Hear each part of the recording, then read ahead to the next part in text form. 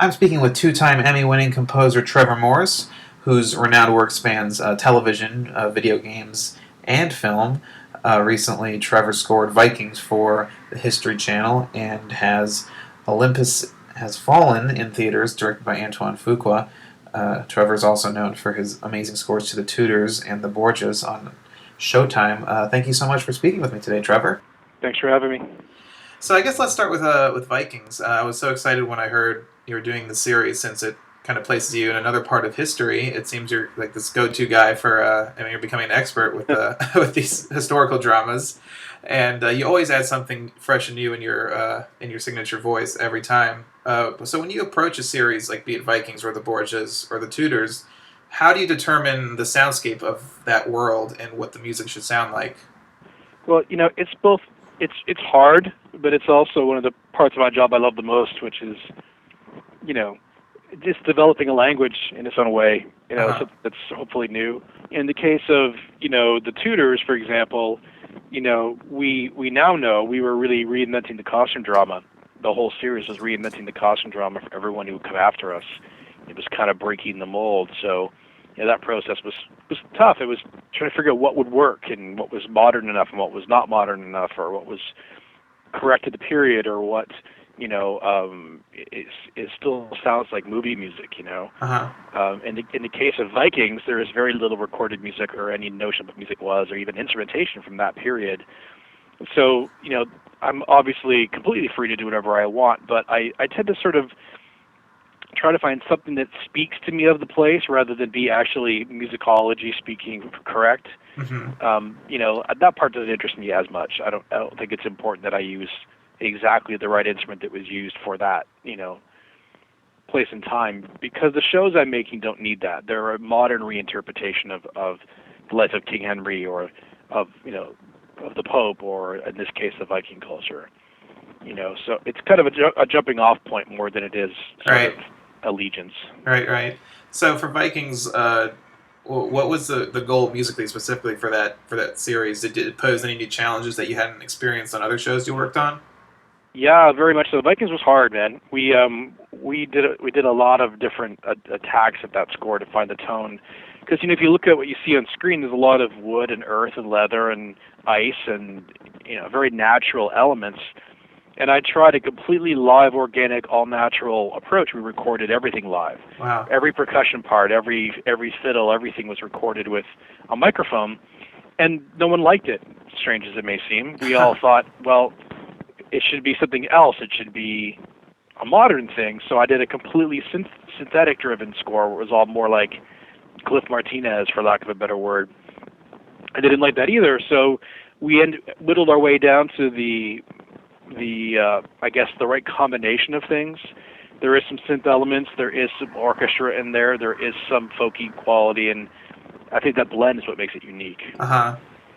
So, and now moving to Olympus Has Fallen, this film reminds me a lot of kind of the great 90s action films that I love, like The Rock and Crimson Tide, and they always have the most fun, dramatic, kind of rousing, entertaining scores. In your view, what is the key to a successful action score?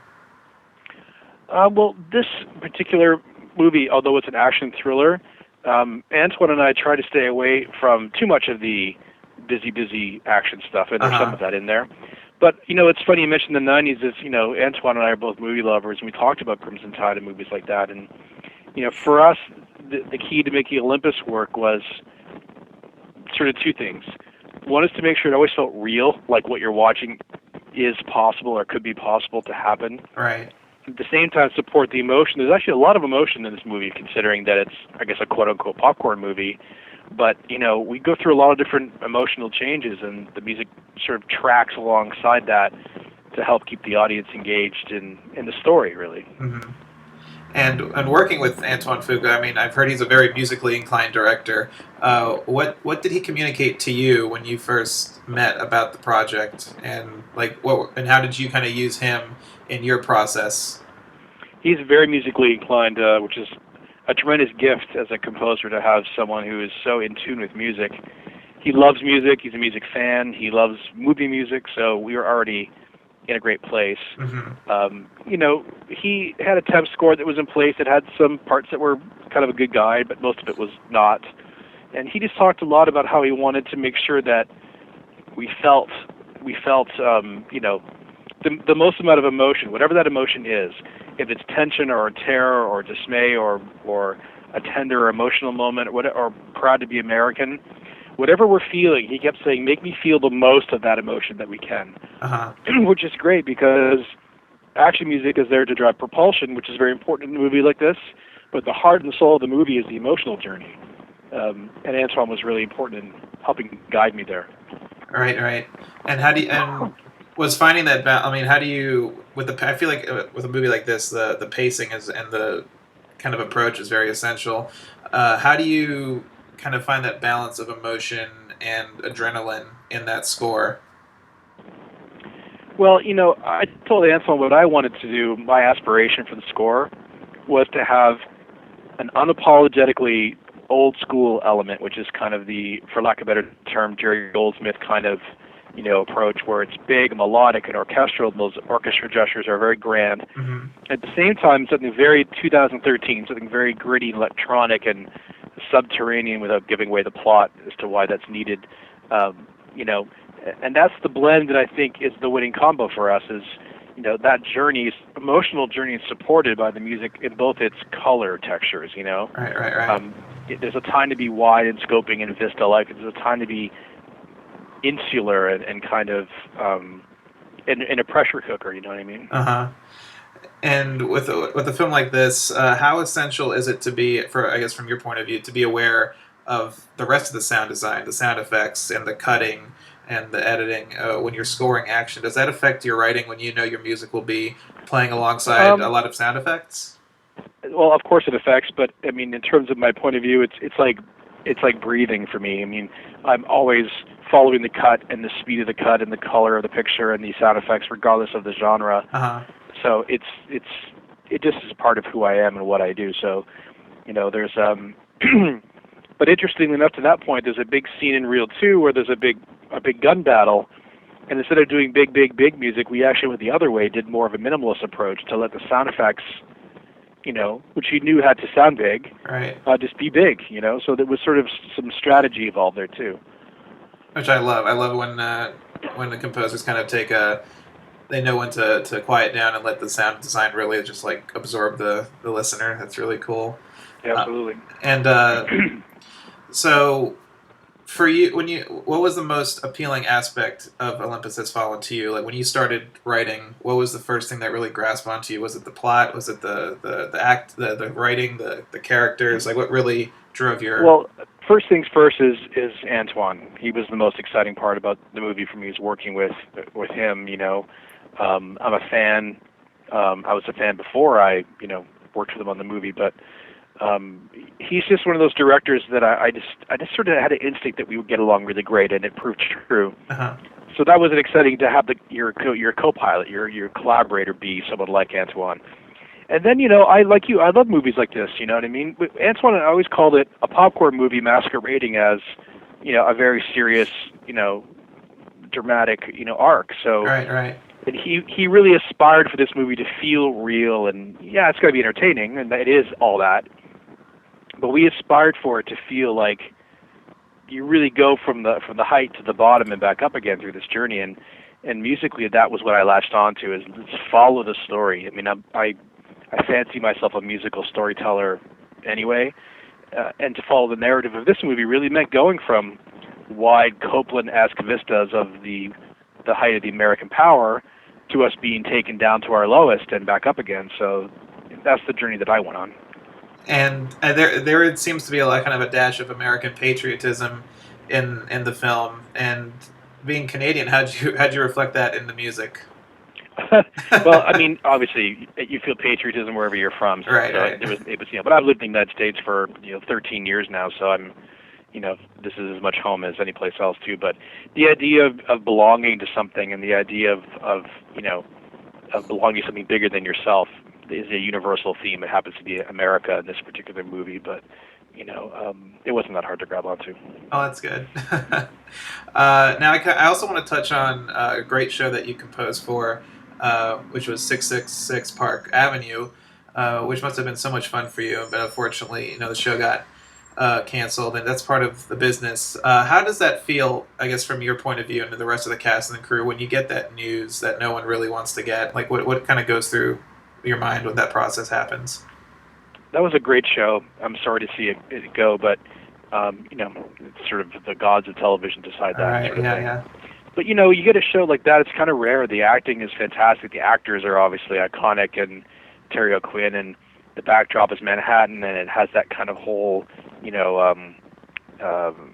the devil's advocate kind of, theme to it.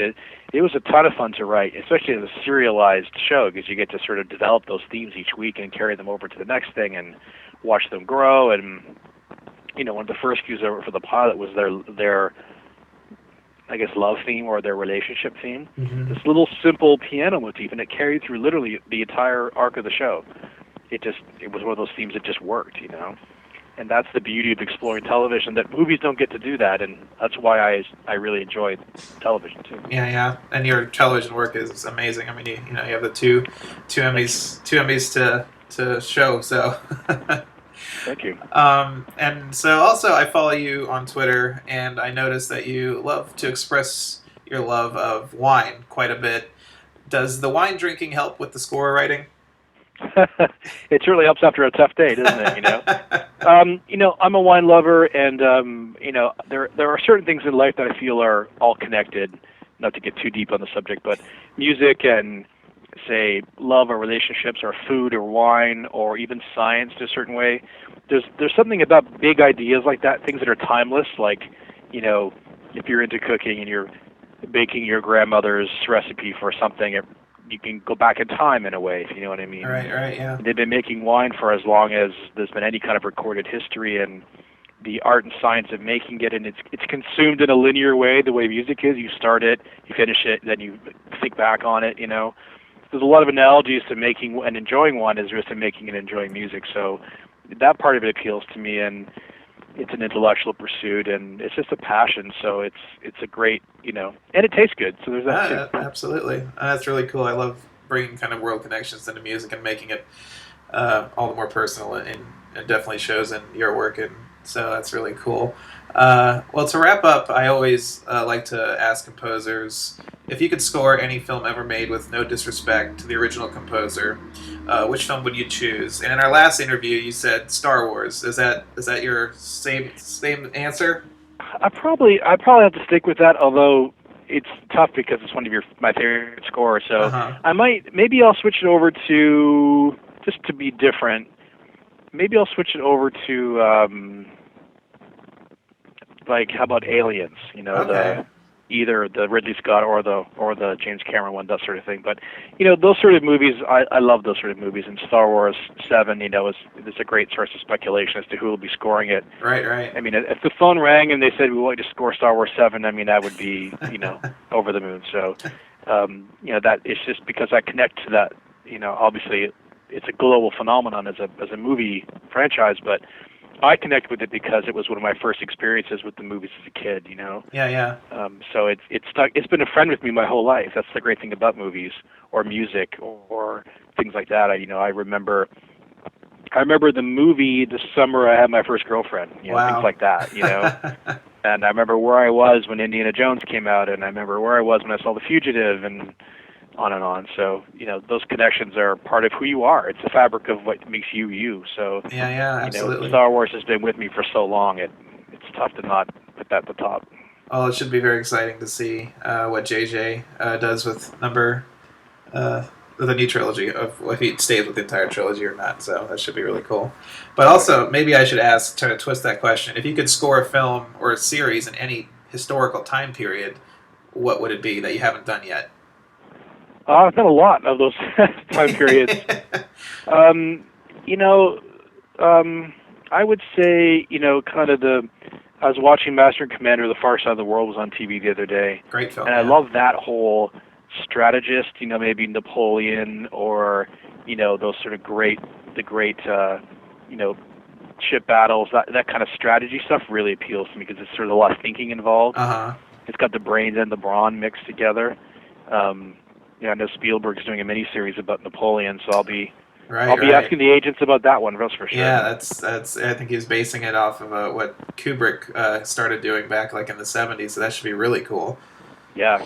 So, but Trevor, thank you so much for your time. I'm out of questions for you, but it was always a great pleasure to talk to you, and of course to listen to your music. And can't wait to see what you cooked up for Olympus Has Fallen. I haven't gotten to listen to anything yet, but I cannot wait. So, thank you so much. Thank you, my pleasure. Thanks for having me.